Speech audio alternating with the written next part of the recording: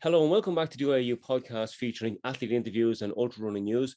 This episode will be also recorded on video and will be co-hosted by Fredrik Olsson of Finland. Fredrik is a member of the IAU communications team with responsibilities for the Nordic countries and is one of the founders of the Finnish Ultra Running Federation, and he's also the Finnish team manager for the 24-hour team. Today we are joined by Therese Falk of Norway. Therese did her first ultramarathon back in 2013, which was the Stockholm 50k. And since then, she has competed at a variety of distances, including time-based races. In 2014, she took part in the Bislett 24-hour race in Norway and covered a distance of 203.549 kilometers. And the following year, she represented Norway in the 24-hour European Championships in Torino, Italy. Jump forward to 2021, and Theresa has recently took part in the Bislett 24-hour race once again, but this time she covered a distance of 261.170 kilometers. This distance is the third best distance covered by a female in the 24-hour race and puts her second on the list to Camille Herron, who holds the current IAU world record for 24 hours, which stands at 270.116 kilometers, set in Albi, France at the World Championships 2019. Theresa, welcome to the podcast. Thank you. I hope I got all that right. Yeah, I think so. I don't have all the details myself, so I just run. Well, there's a lot, so maybe you're better off not trying to keep track of the details. So I'm going to hand you over to Fredrik. So Fredrik is going to have a little chat with you there. Thank you. Yes, thank you, John. Very good introduction, and thank you, Therese, for us having the opportunity to have this chat with you. It's really nice. It's my pleasure. Once again, congratulations for your unbelievable performance last week. It was Thank really you fun. very much. Yeah, Fun it was really fun. Yeah. So let us start with a question that a local podcast here in my city, Kokkola in Finland, always starts with, and it goes like, "Who are you?" Or in Swedish, it's "Vem är du?" Okay. First and foremost, I'm a teacher. I'm 46 years old, and I just run to cope with all the thoughts in my brain, actually. So 46-year-old Norwegian teacher at the youth school here in Oslo, in Norway. Run almost every day, and started running when I was quite a grown-up, because I wasn't that active when I was young. So for me, this is kind of a different life than I used to have. Yeah, I have listened to a lot of podcasts that you have been and interviews, but when I heard that we have this opportunity to interview you, I had to stop, because I thought that I will hear all the answers and then I think I can't ask them again. But of course, there's now a lot of new listeners that haven't heard these, so it's really nice. So is it right you live in Oslo? Yes, I lived here for 26 years old. 26 years now. Yeah. Okay. So for people on the other side of the world, so how is it to be jogging and running in Oslo at this time of year? Well, this year it's been quite nice, but mostly in November it's slippery and wet and snowish, and yeah, so I'm getting up at 6:30 in the morning to run to work almost every day. And November, December is my favorite time to do those things. But okay. it's quite difficult to run outside this time of year. Yeah, but you said that you like it when it's at this time of year. No, it's not my favorite time of year. Okay, yeah. No. I was just thinking that. Yeah, I as you heard, I'm from Finland, and I have that sometimes you really need the motivation to go out for a run. Yeah. Or you just have to skip thinking about finding the motivation. You just have to do it, you know? Yeah, good. So before we go to the last week race, we could look a little bit back that how did you start with running, and how has your uh, childhood been? Have you been active in your childhood and stuff like this? No, I wasn't really active. I'm grown up. I grew up in Hareid, which is a small island outside Ålesund at the west coast of Norway. And I used to go or take the bicycle to school every day for about 2 kilometers or so, but that was it. And I wasn't particularly active. I didn't participate in any sports at my spare time. Started smoking when I was 14. Quit smoking when I was 28. And then I started to be active, or I don't know, I started to go to the gym because I gained weight after quit smoking. And then I liked running at the treadmill. I couldn't run far and I couldn't run fast, but I enjoyed it. And in 2012, I had a hard time at work. So then I started to do my jogging really every day, or I was really active, and then participated in my first marathon that year in 2012. And I was 36, 37. Yeah. So I was a real grown up, you know, when I started to become active. And after that, just been getting better and better every year.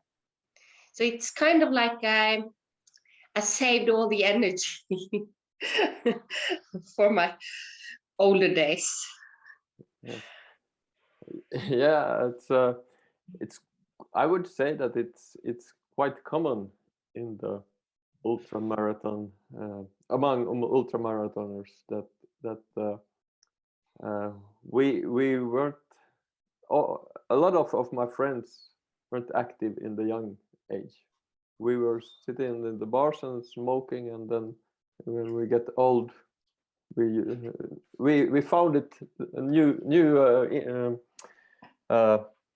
hobby that weren't ruined in the younger years. I would say. Okay. So you started with marathons, but I think John said that when your first ultra marathon was, but could you tell us? Yeah, it was it was the year after. It was in 2013. So just 1 year and 2 months after my first marathon, I participated in Stockholm Ultra 50 kilometers. And because I was thinking that 50K is not that far, it's not much further than 42K, so that wouldn't be a problem. Yeah. And then a few months later, I participated in something called Ultra Interval, where you are doing 8-10 kilometers in 24 hours. So every third hour, you start with a new 10K. Okay. And that was my first experience with meeting a lot of other ultra runners, or socializing with them. And that was quite fun. And then someone told me that, well, Teresa, you should know that it's much easier to do the 8 times 10 kilometers than run 80K in one stretch. So then I had to prove to them that I could do 80K in one time as well. So in January in 2014, I went to Sweden to do the Arctic Ultra. Ah, okay. And that was my my first 50 miler. And from 80K to 100K, it's really not that big of a difference, I was thinking. Well, it was very well, yeah. So then a few months later, I ran my first 100K. And then I started to look at myself as an ultra runner. Yeah, I have to admit that I have this DUV statistics here on the other computer screen, and I can see that your first 50K you did in 4 hours and 30 minutes, so it's quite good for the first like test. Yeah. Yeah. Really.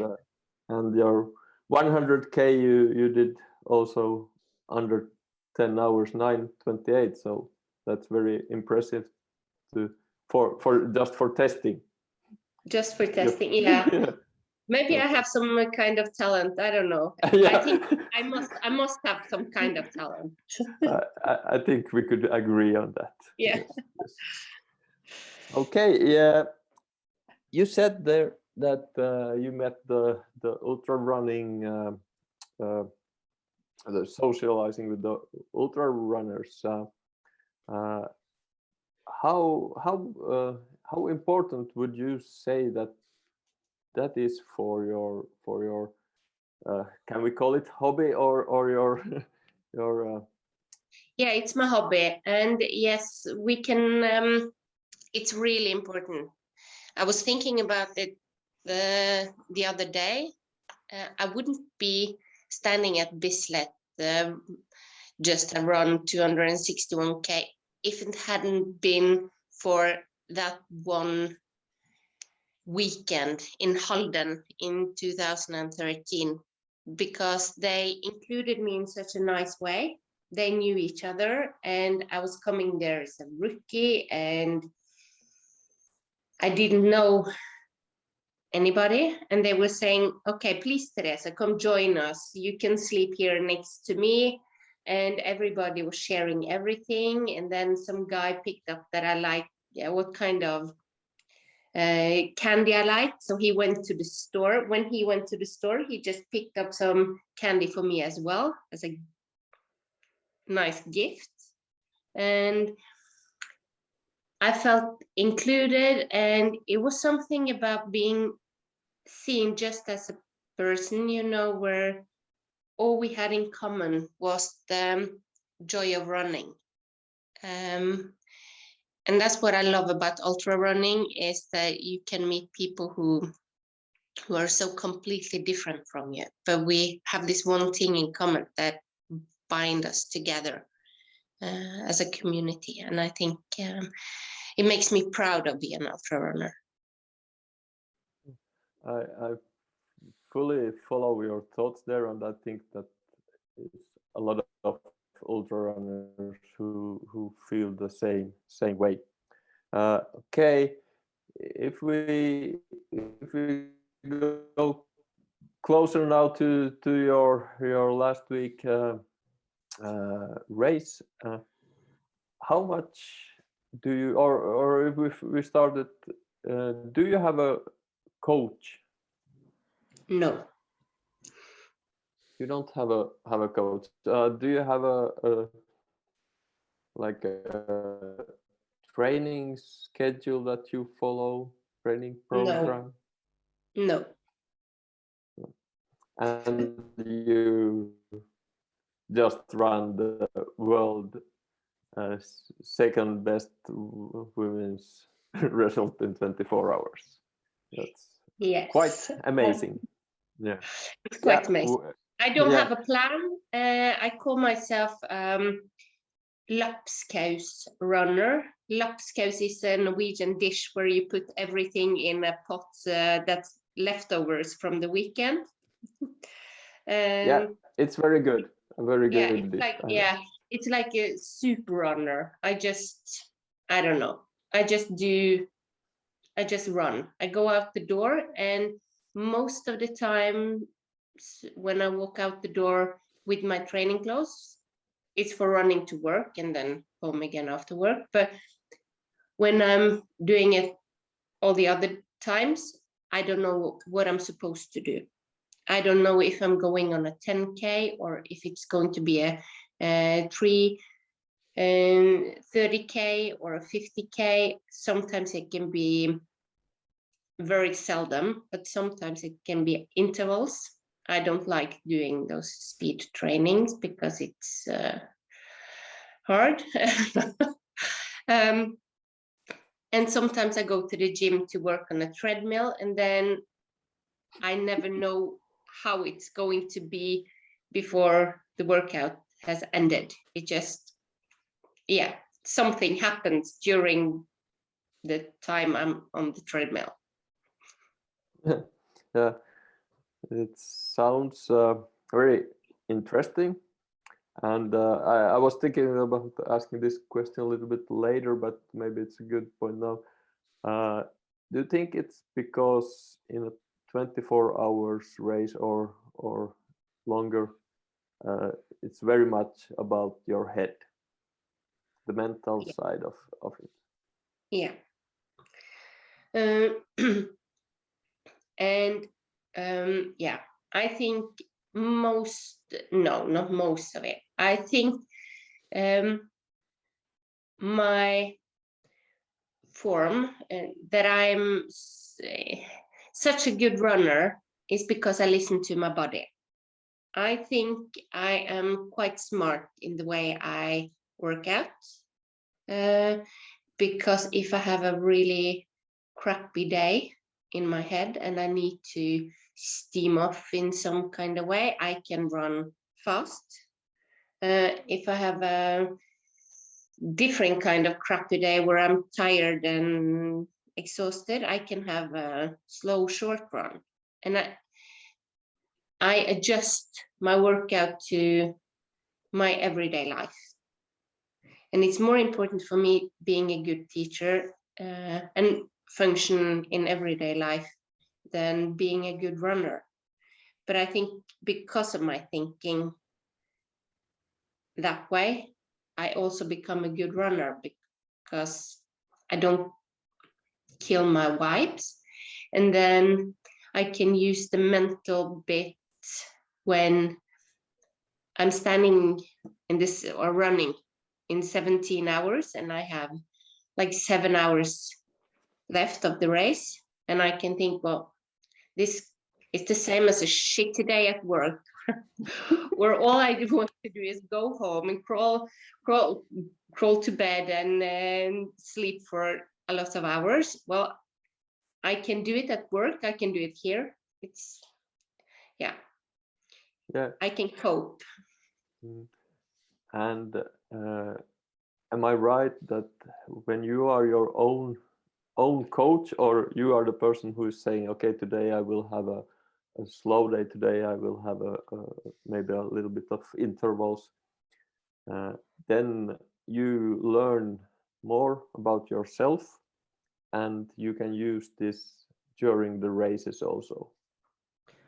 Yeah, maybe. I don't think that much about I don't analyze my running. I just do, I just walk out the door and do. So I don't analyze it. And it's the same when I ran at Bislett or in Hell. I listen to music, I run as fast as I can, and yeah, I just run. Yeah. Okay, do you chat with other runners during the races? No, I don't like people when I run. Okay. Sometimes I can say a few words, but there are very few people I like to run and talk to for long distances. I'm not. I can do it on social workout, but most of the time I like to run alone. Okay. I like to be in my own brain. So you go into some kind of a race mode when you are in a race. Yeah. Okay. How about injuries? And the next question: do you have had any injuries? Back and forth. I had my Haglundshäl, the heel of Haglund. I don't know how to say it in English, but I've had operated on it 2 times. But that was before I was start running. So I have some problems with my Achilles now and then. But most of the time when I have problems with my Achilles, it's my own fault because I haven't done my hip exercises or my Achilles exercises. So before this Bislett, I was forced to take it slow for a few weeks because my Achilles were hurting and there were like small mountains on them. Yeah, they were really like shitty, crappy Achilles, both of them. So I was afraid that it would hurt too much to run. But when I started running, it's kind of stiff and it hurts, but then it didn't become any worse during the race. So after 13 hours, it was the same kind of pain in my Achilles as it was on the first hour. And now, after the race, I'm fine. And I don't know why, but it is what it is. And the longest I've been going without running since 2012 is 4 days. Okay. But I've been doing alternative workout like the ellipse machine. Yeah. And I really don't like spinning, but I've been doing that as well a few times. So I can do alternative training, but I prefer running. And no, I'm very fortunate with my body. Never hurt, never injured. Yeah, that sounds incredible. That Yeah. You are lucky. Yes, or I have a good fish memory. Okay. I just forgot. Yeah, and maybe someone, if they would have a Achilles that you were describing, maybe would it go for 24 hours run? Maybe would go No, to it's not ideal. No. And I think a doctor would not recommend that. Yeah, as a treatment, let's go and run for 24 hours. No, you're quite right on that one. Yeah, good. So you told that the preparation for Bislett was that you had to take it a little bit easier, but normally before your races, do you have any kind of, do you change your running the days before? I run a little bit less, but also this it all depends on the situation in life otherwise, because I run to work back and forth every day. It's about 5 kilometers one way, and that I would do anyway. Did you run last Friday before you went to Bislett? No, yes, I did, but just one way, just 5K.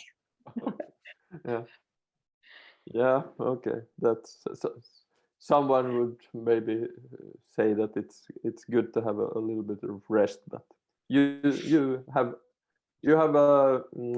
shown us that it's wrong, that this way is the right way to do it.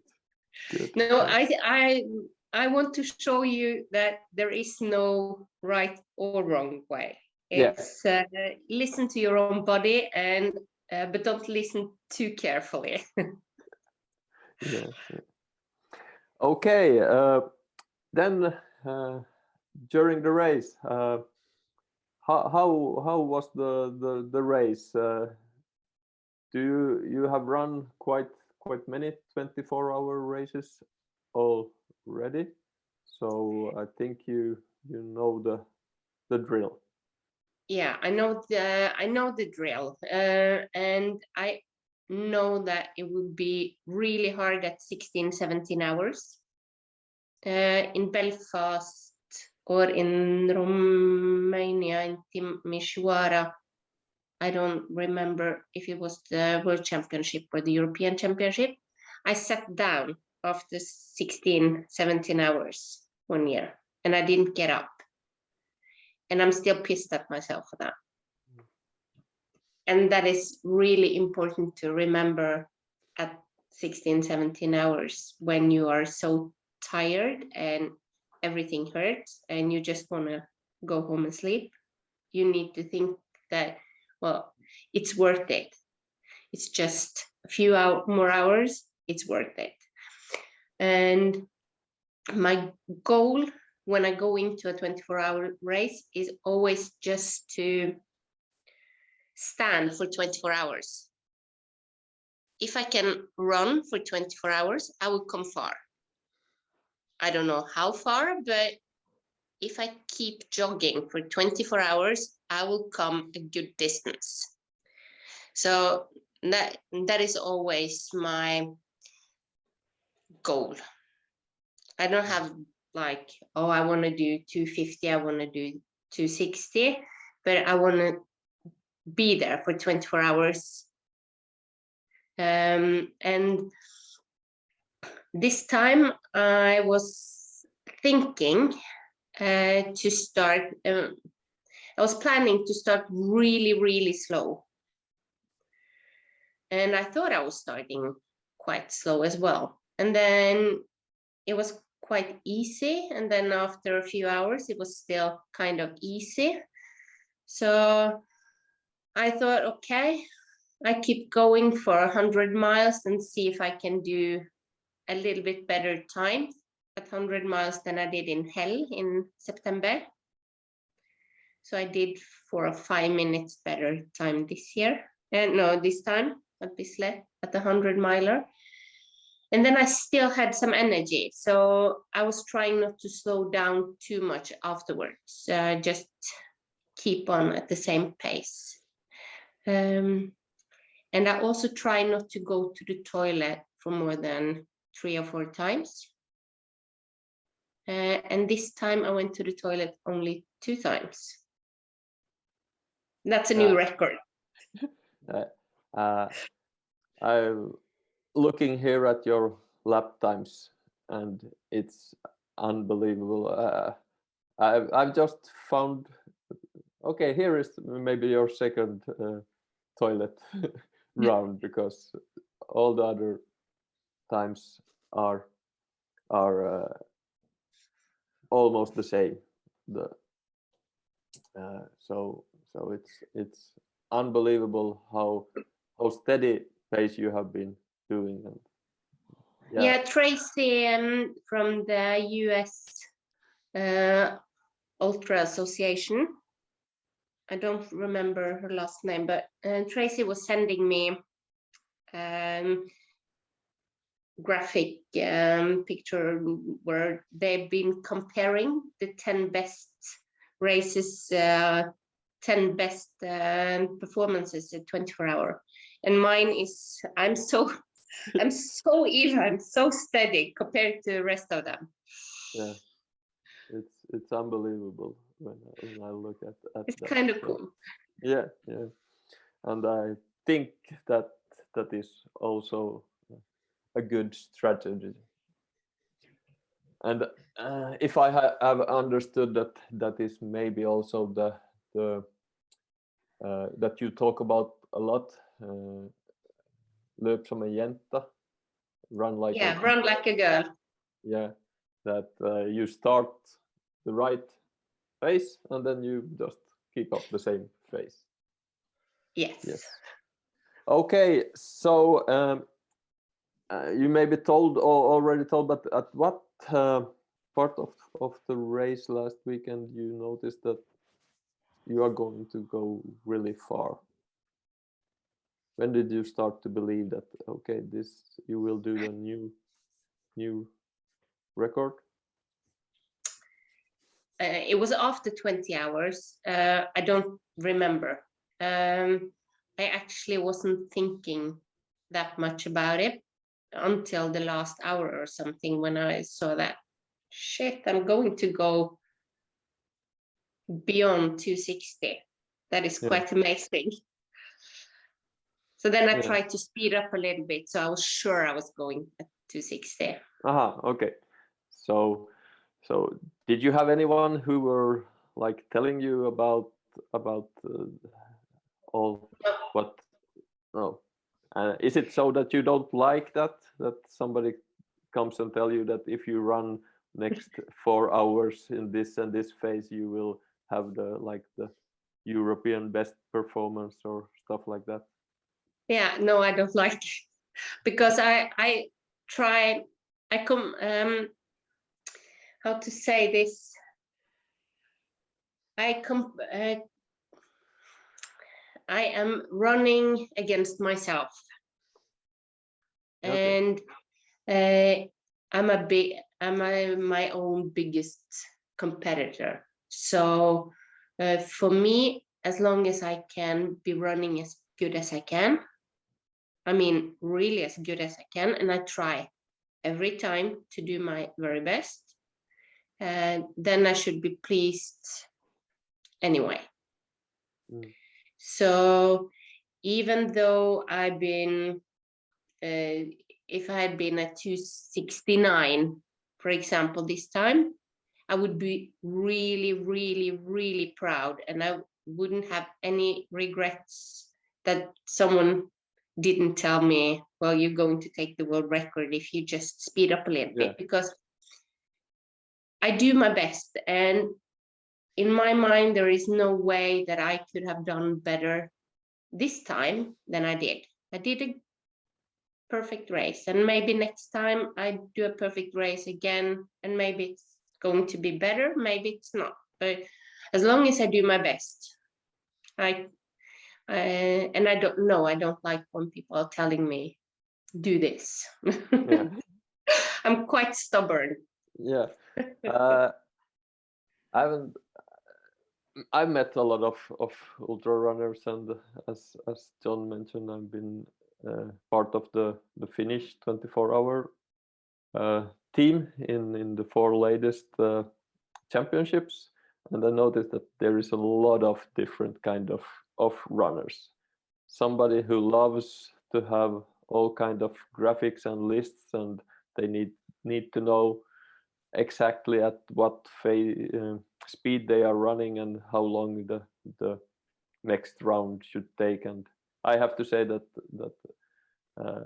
I'm a person that likes that. But then we have also members that are just like you, that doesn't want to know anything. They just want to run and eat something good now and then.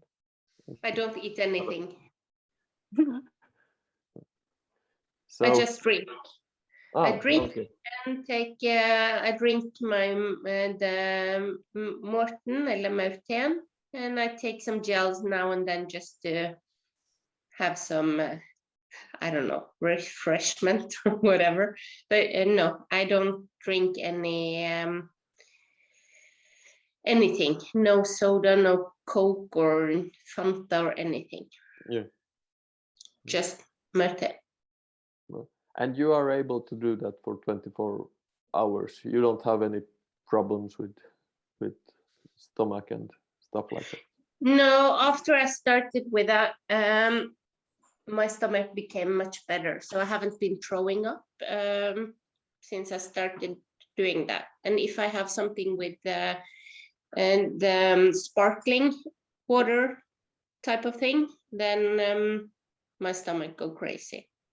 Okay. So and you have sugar, no. And then I take some salt tablets now and then as well. I think I took 3 salt tablets altogether at Bislett. Okay. Lucky you. And Yes. I think there is a lot of runners that have a problem with the energy.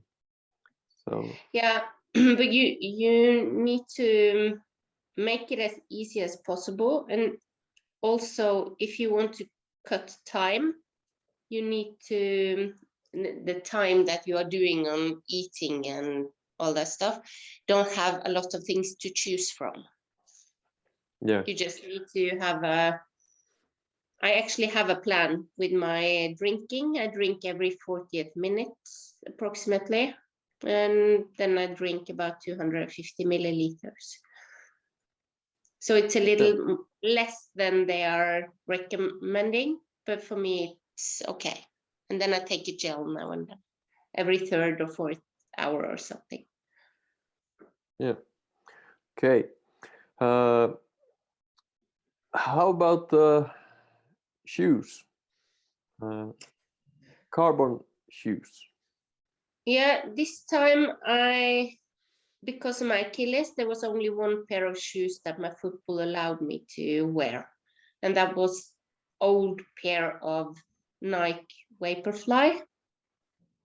And I've been running almost 1,000 kilometers in them already.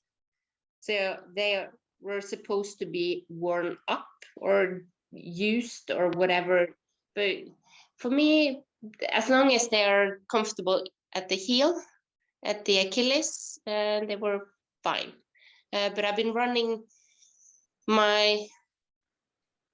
all my races this year with them. So 3 24-hour races and 100K and a 6-hour race and 60K and some marathons. Yeah. So they have gone a lot of kilometers. Now I have to admit that I don't know. Is Vaporfly with carbon? Yeah. Yes. Okay. So there have been some discussions in the running scene about how much carbon shoes help in long distance in 24-hour races. Do you have any kind of what do you think?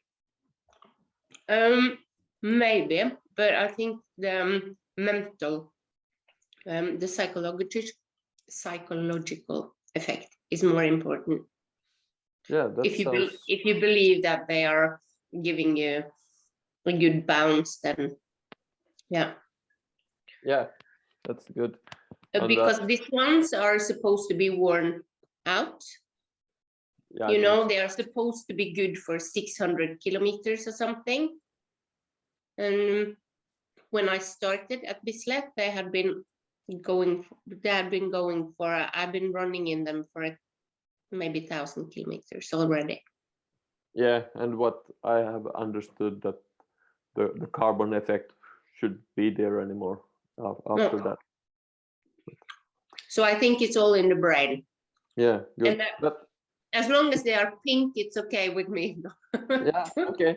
And if it works, then okay. Is it brain or what part helps? Then doesn't matter. No. Yes. Okay. I believe taking sauna and swimming in the cold ocean as well helps. So yeah, good. And after the race, you were up and running. Was it like Tuesday morning already? yeah, Tuesday I was running to work. Yep. So that's for some runners it sounds unbelievable. But I've been doing some of my best marathon runs a week after a 24-hour race. Okay. Because I think the body can, as long as you just start using it again, and it's not a pretty run, you know, and it's not a fast run. I don't know if you can call it a run, because it's kind of silly running or something. But then I think the body, goes back to normal faster. Yeah, okay. For some runners, there's just no possibility to do it. They don't, just legs hurts and you have injuries and stuff like that. Yeah, if you have injuries, then you should probably rest. But the rest of us, no. Of course, the leg hurts. Yeah, yeah, that's normal. Okay. I asked from my ultra running friends what questions I should be asking, and one was that how about trail running? Have you done any trail running? Yeah, that's yes, but I'm crap at it. Yeah. I'm not really good at the trail running. I'm afraid of running downwards, hilly, steepy things. I'm afraid of. I don't have the balance, and I'm not used to it. So no, I'm not good at it. But sometimes I do it just to challenge myself. Yeah, we have been talking about that a lot with my ultra running friends, and some are good at both, but there is a lot of people that are good at trail running, but then when you put them on a track, they don't do so good. And then the other way around, that if you put a track runner in the forest, then they are coming out with bleeding knees and stuff like that. Yes, It's quite. I'm one of them. Yeah. How about 48 hours runs? I don't know. 48 hours is more a competition of who can be awake for 48 hours. And I could probably be running good for a few more hours, but I like to run. I like the 100K, and I like the 24 hours, but I could do also the 6 days and 100Ks in 10 days or something. But for me, 48 hours is just, I don't know. It's more a competition of who can be awake for 48 hours. Oh, okay, but you could think of doing a 6-day race. Yes, and I would love to do a 6-day race, because everybody has to sleep during 6 days. And I also have a dream of doing the Paris-Moscow and men's memory run in 2023, I think. No, 22, 23. The summer. There is supposed to be a race that goes from Paris to Moscow. I think it's 2,500 kilometers. And you can run together, or you can split the race between you, and one can drive and one can run. I would love to do that. Yeah, that sounds fun. So if anybody is interested in going running with me from Paris to Moscow, then give me a call. Okay, good. I think you will have a lot of contacts. Good. Okay. As mentioned in the beginning, I represent the IAU, International Association of Ultra Runners. So, what do you think of when you hear IAU? What do I think of? Well, for me, it's Nadim Khan. That's what I think. Okay. Okay, good. and Edith Brasier. And I also think of I think of the World Championships and the European Championships. Yeah, I fully understand. Is there anything that you think that the IAU could do for ultra runners, and do maybe better for ultra runners? Maybe have some more press release, make a big deal out of records that are taken. Maybe represent introduce us to the world press, and the way it is now, it's kind of the social media where you are doing commercial for yourself and for the sport. And for me, it's a hobby, but I think there are some young runners who want to do great they want to achieve great things in ultra running, and it's an interesting sport. But if the world should be interested, then the media needs to hear about us, and the IAU needs to use big words, Yeah, I Tell us think, a little bit.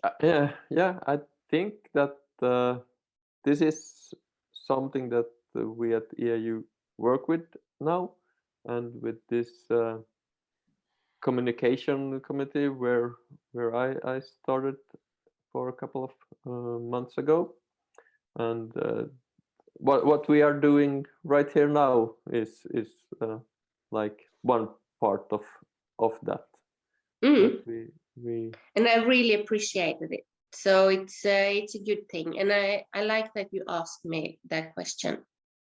Yeah, good, because it's the association of ultra runners, so it's we who love the sport that the association is representing, and Yeah. and that's the way. And I also from the Finnish part, I hope that we could also better the Nordic countries, like work together better also. Yeah, I do. I agree with you, and I really would like us to have Nordic competition or championships. So, and I know that the Norwegian Ultra Association hesitates a little bit on that, because that means I don't know why. Yeah. But I would really appreciate if that would be something, and I think it's important for the sport. Yeah, I think, and it would be really fun. Of course, with 24-hour races, it's a little bit problematic that some runners aren't like you, that can do like 3 or 4 24-hour races in 1 year, and then it has been a challenge to find like a space for Nordic championships, and then if there is a European championships and the world championships, but let's work to achieve that. Yes. Okay, I just have one last question, but does John have anything you would like to comment here? I've lots of questions, and I think a lot of stuff has been answered, and I really want to just kind of tease out from some of the stuff that has been already said and answered. Recovery is something that really interests me, and I noticed that Therese doesn't really take recovery. Maybe she calls it active recovery, and I'm just wondering, is she a bit OCD, what we call, or obsessive compulsive behavior, that you suppose you have to be doing something? Good question. No. I can Good answer. easily be just lying on the couch and taking the day off if I need to. But I believe that it's good to have active recovery, as you call it. And I think that it's better for the body to keep moving instead of getting stiff, because in my experience, doing nothing and just taking it easy for some days after a race, then my body is aching more and I feel the pain after the race more than compared to if I'm running or jogging to work. And something else I find interesting is you mentioned how difficult it is to run and train at this time of the year in Norway, but still at the race you recently did in Bislett, there were some very big distances covered by Norwegian runners. So I'm just wondering, is it that Norwegian runners would be more resilient because of the lifestyle that you live? You don't have a choice. If you want to do something, you have to go out and do it. And the weather isn't something that can, I suppose, if you're going to worry about the weather, you're going to do nothing. Maybe. Maybe. I don't have an answer to that. But yeah, well, if you want to find excuses for not doing anything, you will always find excuses. Yes. And it's not just runners, it's everybody, because sometimes it's painful, sometimes it's boring, sometimes you really don't want to get up an hour before you need to just to do extra running or but I think you will always find excuses, either you're from Norway or from England or from Finland or wherever you're from. Yeah, so if you don't have the right reason to do what you're doing, you will find the excuses. Yes, you will. Well, I'm very happy with that. So very interesting and honest chat. So thanks very much for your time. And I look forward to seeing you at race next year. Yeah, me too. Or am I going to see you at the 100-mile track race for Centuria running? I'm not sure yet. But I'm looking forward to that, because that's my first big goal next year. Right. Okay. Well, I'll check that one out and see if I can pay a visit over. Where did you say that race is? It was supposed to be in Ashford in Kent, but it's changed because they're doing something with track in Ashford. So they changed the scenery and I don't remember where, but it's somewhere in England. Okay, that might be an excuse to go for a weekend. So yes. we'll leave it at so. I'll say thanks very much for your time. And for anybody tuning in, if you enjoyed this or any of the other podcasts, you might consider subscribing. And yeah, thanks, Therese, and thanks, Frederick. Yes, thank you. Bye-bye. Thank you. Bye. Bye-bye.